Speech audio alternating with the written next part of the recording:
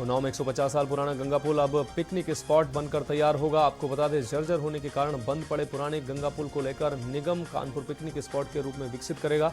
बनाए जाने का प्रस्ताव तैयार हो चुका है। लखनऊ में भारत निर्वाचन आयोग के 3 सदस्यीय टीम के दौरे का दूसरा दिन। आपको बता दें, विधानसभा के तिलक हॉल में मुख्य निर्वाचन आयुक्त राजीव कुमार के द्वारा आपको बता दें कॉफी टेबल बुक का विमोचन किया गया। प्रदेश भर के जिलाधिकारी और मंडल आयुक्तों के साथ समीक्षा बैठक की। काशी में लोकसभा चुनाव की तैयारियों में जुटी भाजपा ने भाजयुमों के बैनर तले नए मतदाताओं तक दस्तक देना शुरू कर दिया है। वाराणसी के 20 मंडल में 10,000 युवाओं के साथ भाजयुमों ने संवाद किया है। आगरा में आपदा पर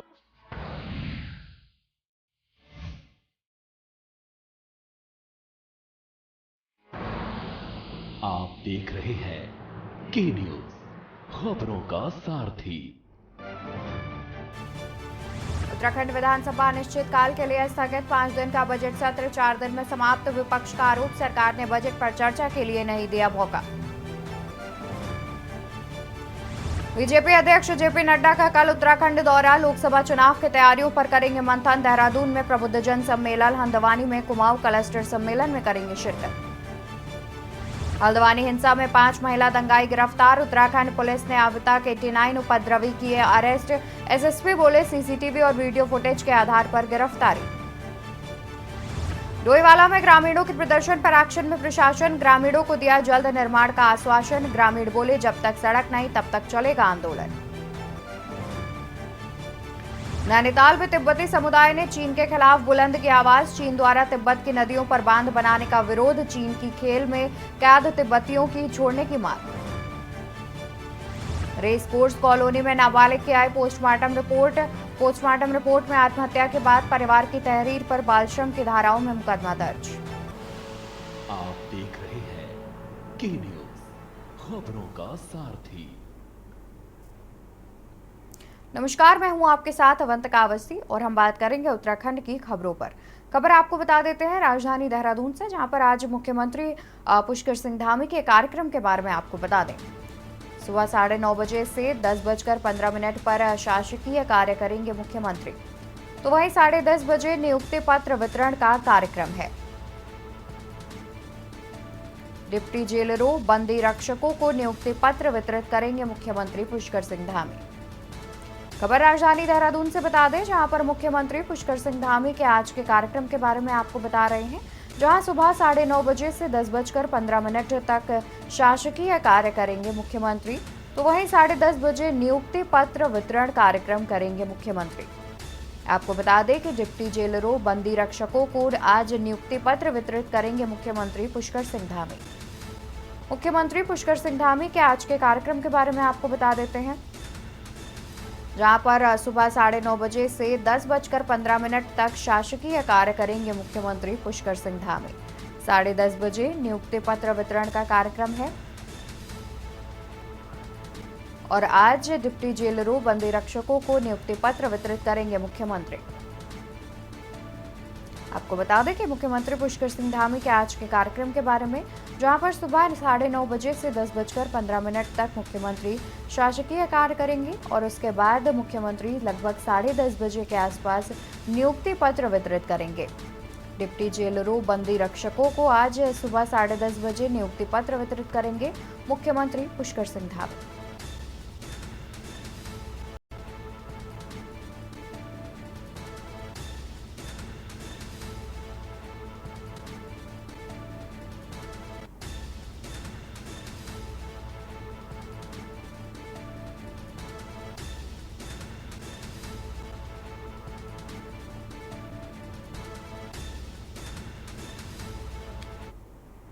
उत्तराखंड विधानसभा का बजट सत्र अनिश्चितकाल के लिए स्थगित कर दिया गया है। 4 दिनों तक चले इस बजट सत्र के दौरान विपक्ष ने कई मुद्दों को लेकर हंगामा काटा।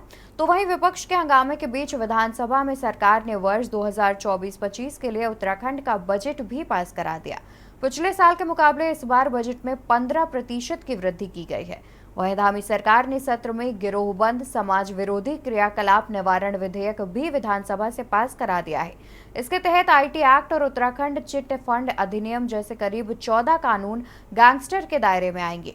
तो वहीं बजट सत्र के मात्र 4 दिनों के भीतर ही संपन्न होने पर राज्य में सियासत गर्मा गई है।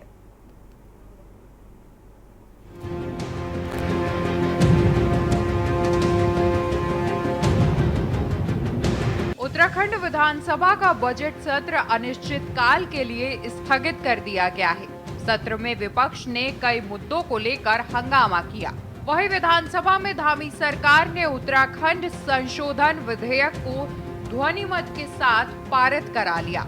आईटी एक्ट और उत्तराखंड चिट एंड फंड अधिनियम जैसे करीब 14 कानून गैंगस्टर के दायरे में होंगे। इसके साथ ही धामी सरकार ने उत्तराखंड लोक सेवा विधेयक को भी पारित करा दिया है। इससे राज्य के प्रतिभाशाली खिलाड़ियों को सरकारी नौकरी में 4% आरक्षण की सुविधा मिलेगी। वहीं धामी सरकार ने वर्ष 2024-25 के लिए उत्तराखंड का बजट भी सदन से पास करा दिया है। पिछले साल के मुकाबले इस बार बजट में 15% की वृद्धि की गई है। सरकार ने कुल 89,230.07 करोड़ रुपए का बजट पारित किया है। सरकार का कहना है कि कामकाज के लिहाज से बजट सत्र काफी ऐतिहासिक रहा, जबकि विपक्ष का आरोप है कि सरकार जनता के सवालों से बचने के लिए सत्र को आनन फानन में अनिश्चित काल के लिए स्थगित कराई।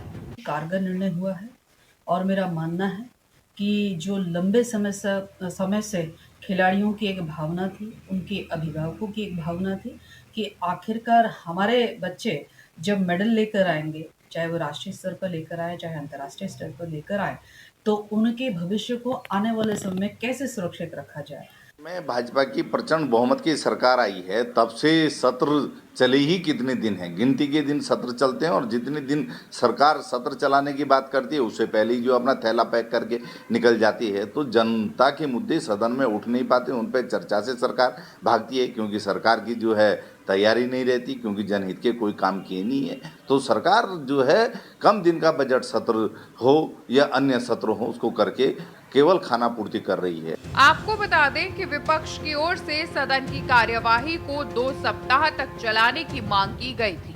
वहीं सदन में उस वक्त जमकर हंगामा शुरू हो गया जब सदन में कांग्रेस विधायक तिलक राज बेहड़ ने देहरादून को ही स्थायी राजधानी घोषित करने की मांग की। भाजपा ने इसे कांग्रेस का दोहरा रवैया बताते हुए उसे कंफ्यूज पार्टी बता दिया। वहीं कांग्रेस ने भी विधायक के बयान से पल्ला झाड़ने में समय नहीं गंवाया। सदन में चर्चा के दौरान तिलक राज बेहड़ ने कहा कि स्थायी राजधानी का विषय 24 वर्ष में भी नहीं सुलझाया जा सका है, इससे नुकसान हो रहा है। ऐसे में देहरादून को स्थायी राजधानी घोषित कर इस विषय का समाधान निकाल देना चाहिए। बहुत विस्तार से मैंने उनका जवाब दिया है और आप देखिए कांग्रेस आज की तारीख में मुद्दाहीन है। एक चिरस्थायी इन्होंने 2 विषय ले रखे हैं। जब भी आप देखिए कभी भी सदन आता है, चिरस्थायी मुद्दे हैं इनके पास, कानून व्यवस्था और भ्रष्टाचार, और हर बार इनको हम जवाब देते हैं। और मैं आज भी कहना चाह रहा हूं, कल भी मैंने जवाब दिया, मैं आज भी कहना चाह रहा हूं, हमारी सरकार 0 टॉलरेंस के आधार पर काम कर, कहीं भ्रष्टाचार की कोई भी बात आप सामने आती है तुरंत कार्रवाई करते, कड़ी कार्रवाई करते। अनेकों लोगों को जेल में भी डाला है, अनेकों कड़े कदम हम उठा रहे हैं, अनेकों नियम कानून हम अपने इस उत्तराखंड के लोगों के लिए हम ला रहे हैं। बजट पर चर्चा चल रही थी, हमें सूचना मिलती है कि एमएलए हॉस्टल के पास एक नाबालिग बच्ची के साथ दुष्कर्म और उसकी हत्या का समाचार मिलता है। तो हम वहां गए और जहाँ आसपास रहने वाले लोगों ने बताया कि बच्ची बहुत छोटी थी, 12-13 साल की बच्ची थी और वहाँ उनके घर में काम करती थी। और बताया गया है कि वो बच्ची चली भी गई थी कल, लेकिन उसे ज़बरदस्ती फिर लाया गया और बच्ची को अपने घर का काम लोग करवाते थे बच्ची से, और आज दिन दहाड़े उस बच्ची के साथ रेप और उसकी हत्या कर दी गई। बड़ा दुखद है। कानून है ही कहाँ प्रदेश में? अगर राजधानी में एमएलए हॉस्टल के पास सत्र चलते हुए इस तरह की घटनाएं होती हैं तो बड़ा दुर्भाग्यपूर्ण है। एक तरफ तो सरकार वादे और दावे करती है कि हम नारी सशक्तिकरण कर रहे हैं, महिला उत्थान की बात करते हैं, लेकिन जब यहाँ हमारी बेटियां ही सुरक्षित नहीं है, एक बड़ा सवाल है। आसपास रहने वाले लोगों ने बताया कि किस तरह से हमारी बेटियां सुरक्षित रहेंगी और किसी के साथ कोई भी दुर्घटना हो सकती है। कुल मिलाकर विपक्ष के हंगामे के बीच उत्तराखंड विधानसभा का बजट सत्र संपन्न हो गया है। एक तरफ जहां सरकार कामकाज के लिहाज से सत्र को काफी ऐतिहासिक बता रही है, तो वहीं दूसरी ओर विपक्ष ने सत्ता पक्ष पर जनता के सवालों से बचने का आरोप लगाया है। सवाल ये है कि क्या धामी सरकार जनता के सवालों से बचने के लिए सत्र नहीं चला रही। सवाल तो ये भी है कि क्या कांग्रेस स्थायी राजधानी के मुद्दे पर कंफ्यूजन में है। Uttarakhand desk report. उत्तराखंड में पहाड़ के अब तक की सभी सरकारें पहाड़ के विकास के दावे तो बहुत करती हैं, लेकिन धरातल पर ऐसा होता दिखाई नहीं दे रहा। ऐसा ही कुछ धामी सरकार के आर्थिक सर्वेक्षण की सदन में पेश हुई रिपोर्ट में भी सामने आया है, जहां प्रति व्यक्ति आय में मैदान से 1 दशक पीछे पहाड़ चला गया है। रिपोर्ट के अनुसार पहाड़ के जिलों की प्रति व्यक्ति आय जो आज के समय में है, वो मैदान के जिलों में 1 दशक पहले थी। क्या है आर्थिक सर्वेक्षण की रिपोर्ट और क्या है सियासी बवाल, देखिए इस रिपोर्ट में।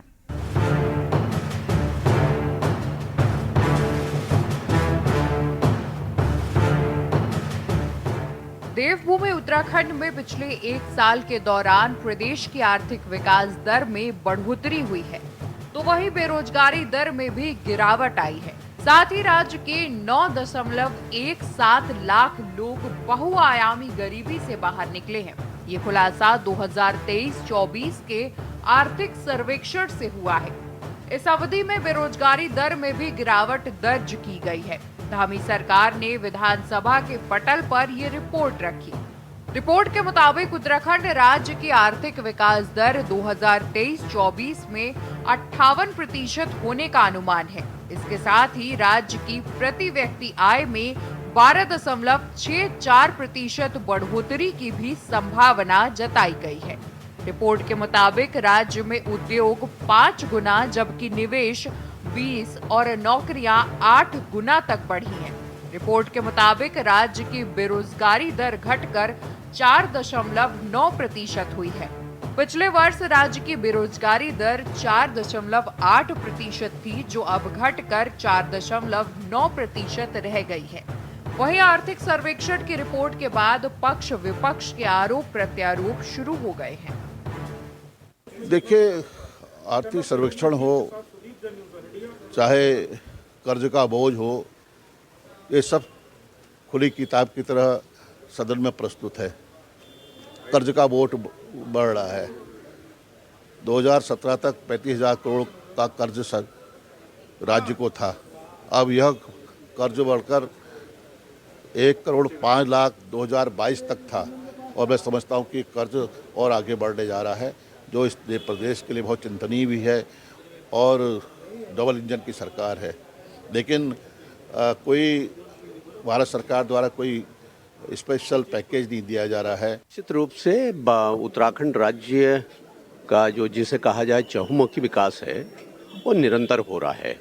इंफ्रास्ट्रक्चर डेवलपमेंट पर जिस तरीके से फोकस हुआ है उससे कहा भी जाता है कि जो इंफ्रास्ट्रक्चर है वो ग्रोथ इंजन होता है विकास का।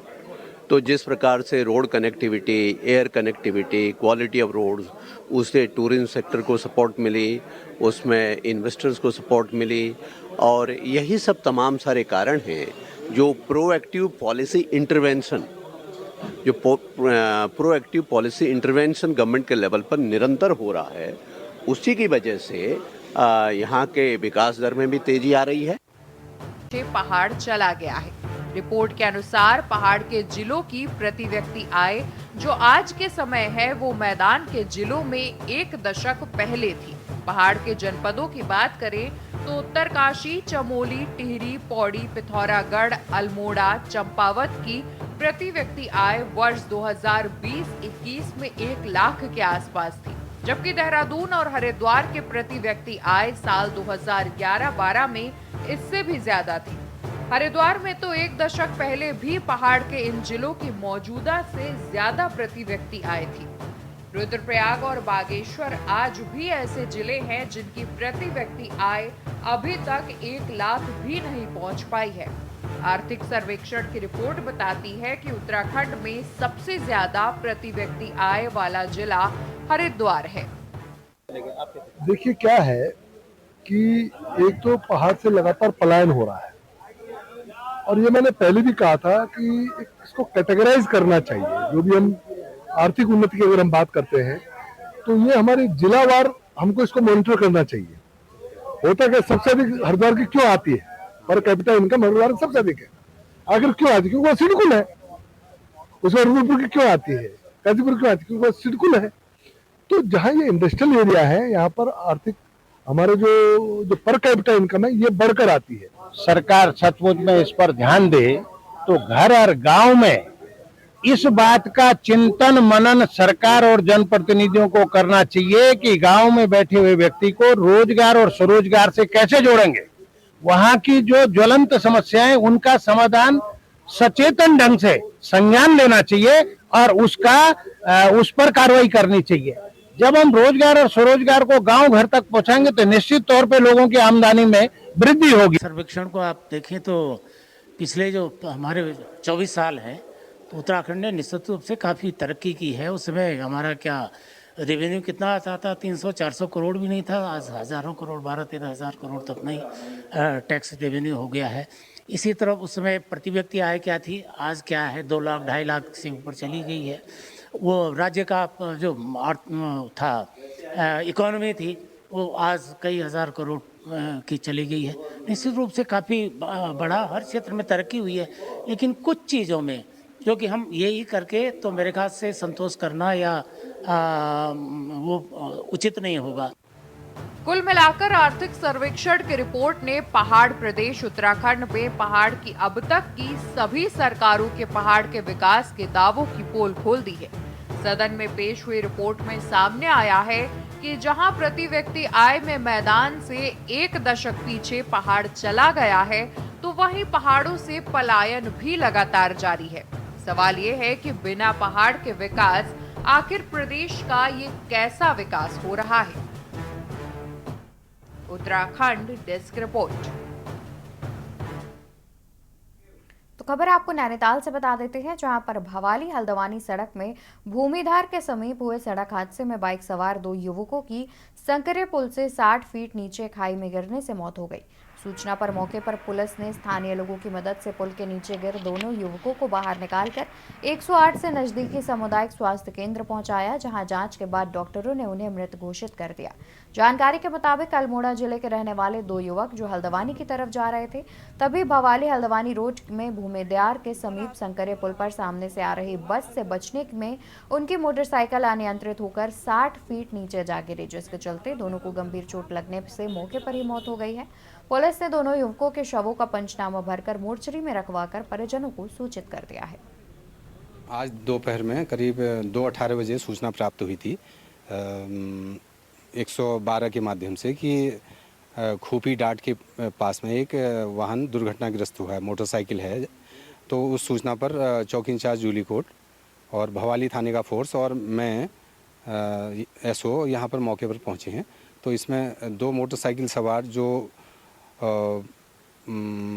अल्मोड़े रोड से हल्द्वानी की तरफ जा रहे थे, तो यहाँ पर एक्सीडेंट दुर्घटनाग्रस्त हुए हैं। पेशेंट को 108 के माध्यम से सीएचसी भवाली लाया गया। जब उनको यहाँ पे लाया गया तो उनके चेक करने के बाद दोनों मृत अवस्था में पाए गए हैं और पुलिस को सूचना समय पर दे दी गई है। नैनीताल मोर्चरी भेजा जा रहा है। रामनगर से छोटे छोटे बच्चों के साथ ही सैकड़ों कावड़िया निकले कवर लेने हरिद्वार पहुंचे, जहां पिछले 45 वर्षों से कावड़ ला रहे चंद्रसेन कश्यप का जुनून देखने से ही बनता है। किडनी खराब होने के बाद भी कावड़ लेने जा रहे हैं। जहां रामनगर के लगभग 60 वर्षीय चंद्रसेन कश्यप पिछले 45 वर्षों से लगातार हरिद्वार से जल भरकर पैदल रामनगर पहुंचते हैं, वहीं इस बार चंद्रसेन कश्यप की किडनियों में काफी दिक्कत आ गई थी, जिसके चलते डॉक्टरों ने उन्हें डायलिसिस के लिए बोला। वहीं आर्थिक स्थिति सही न होने के चलते कश्यप अपना डायलिसिस नहीं करवा रहे, पर भोले की भक्ति में कश्यप ऐसे रमे हैं कि तबियत खराब होने के बावजूद इस बार भी कावड़ यात्रा पर निकल गए हैं और कहते हैं जो होगा उसे देखा जाएगा। हम जा रहे हैं हरिद्वार कांवर लेने। हम ले गए 5th फिफ्थ क्लास फिफ्थ हाँ ले आएंगे। मन में विश्वास है, भोले हमारे मन में है, वो कोई दिक्कत नहीं है, तो भोले की कृपा से आएंगे। हम हरिद्वार जा रहे हैं भोलेनाथ की सेवा करने, टावर लेने के लिए। हाँ हमारे को हमें पूरा विश्वास है। पहली बार जा रहे हैं? हाँ पहली बार जा रहे हैं। देखिए का स्वास्थ्य खराब है वो सब ठीक है, जो दुख यहाँ आना है वो रास्ते में आना है, भगवान वहाँ पे हमारी रक्षा करेंगे, इसीलिए हम उनके नाम से जा रहे हैं। और लगभग 45 सालों से लगातार हमारा परिवार कांवड़ जल भरने जा रहा है। वो गंगा मैया और भोलेनाथ की ही कृपा है, और अभी ईश्वर की कृपा पूरा परिवार जा रहा है, और सब कांवड़ियों की सहायता तो प्रभु करेंगे जिनके सहारे हम जा रहे हैं। हाँ किडनी और लीवर बिल्कुल डॉक्टर ने खत्म बता दिया है, अब जैसा भी होता है ईश्वर की कृपा है। खबर लक्सर से है, जहां पर खनन के वाहन की चपेट में आने से टेम्पो चालक की मौत हो गई, जिसके बाद परिजनों ने लक्सर बलवाली मार्ग पर रायसी हाईवे पर शव रखकर जाम लगाया।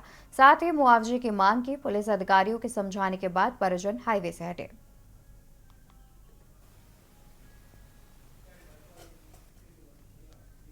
खबर खटिमा से है, जहां वाणिज्य कर विभाग द्वारा लगातार नोटिस आने पर खटिमा नगर के सैकड़ों व्यापारियों ने राजकर कार्यालय में उच्च अधिकारियों का घेराव किया। तो वहीं व्यापार मंडल सचिव हिमांशु अग्रवाल ने विभाग के अधिकारियों से व्यापारियों को परेशान करने का आरोप लगाकर उनके निस्तारण की बात की है।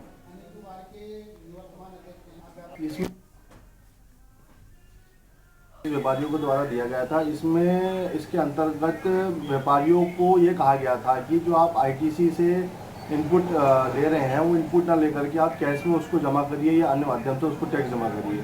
तो हमारा उनसे यही चीज़ माध्यम था कहने का कि अगर आपके हमारा इनपुट निकल रहा है व्यापारियों का, तो वो टैक्स किस बिहाफ को लेकर के जमा करें। और सिर्फ उनका एक ही चीज़ को लेकर के एक ही मकसद था कि जो है व्यापारियों को परेशान कैसे हो, और कोई जाके में अधिकारी नहीं मिलता, सिर्फ इस चीज़ को लेकर के एक माध्यम था, जिसमें हमने अपनी जो है बात उनके आगे रखी है, और उन्होंने इसके निस्तारण के लिए पूरा जो है हमें आश्वासन किया है।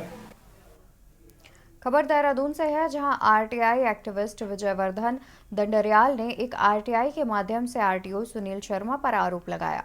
उन्होंने कहा कि कई वर्षों से ओला और रैपिडो शहर में संचालित हो रहे हैं, जबकि परिवहन विभाग ने आरटीआई के माध्यम से बताया है कि बिना एग्रीमेंट लाइसेंस के ये संचालित नहीं हो सकते। उन्होंने आरटीओ सुनील शर्मा द्वारा इनको संरक्षण देने का आरोप लगाया।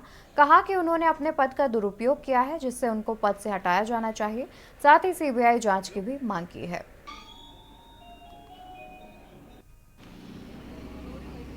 ऐसा है कि आपने देखा होगा इस प्रदेश में कई वर्षों से ये ओला उबर कंपनी जो है टैक्सी के रूप में संचालित हो रही है। मेरे द्वारा पर्यटन मुख्यालय में एक आरटीआई लगाई गई, जिसमें बताया गया कि भाई ओला उबर जो है संचालित हो रही है, किस नियम के तहत हो रही है। तो इनके द्वारा जब मुझे बताया गया कि हमने जो है अभी ओला उबर का जो है हमने इसको संचालन देहरादून में संचालन के लिए लाइसेंस नहीं दिया, जबकि इनकी नियमावली में साफ लिखा हुआ है कि आप जब तक आपको एग्रीगेटर का लाइसेंस, जब तक संचालन का लाइसेंस नहीं मिल जाएगा, जब तक आप संचालन नहीं करोगे। देखिए, मैं इसके बारे में आपको, मुझे पता नहीं है कि किसने कॉन्फ्रेंस करी है और क्या कहा है, लेकिन मैं आपको एग्रीगेटर्स के बारे में बता सकता हूँ कि ओला उबेर या जो भी रैपिडो हैं, एक हमारे द्वारा मुख्यालय के माध्यम से ये सुनिश्चित कर दिया गया है कि लोग एग्रीगेटर जो भी यहाँ ऑपरेट करना चाहते हैं वो अपनी फीस जमा करके सारी ऑनलाइन प्रक्रिया पूरी करके लाइसेंस प्राप्त कर सकते हैं। अगर कोई भी वाहन बिना लाइसेंस प्राप्त करे हुए एग्रीगेटर के चल रहा है तो उसके विरुद्ध प्रवर्तन की कार्रवाई होगी। उत्तराखंड खबरों में मेरे साथ फिलहाल के लिए बस इतना ही। आप देखते रहिए के न्यूज इंडिया। नमस्कार। आप देख रहे हैं के न्यूज, खबरों का सारथी।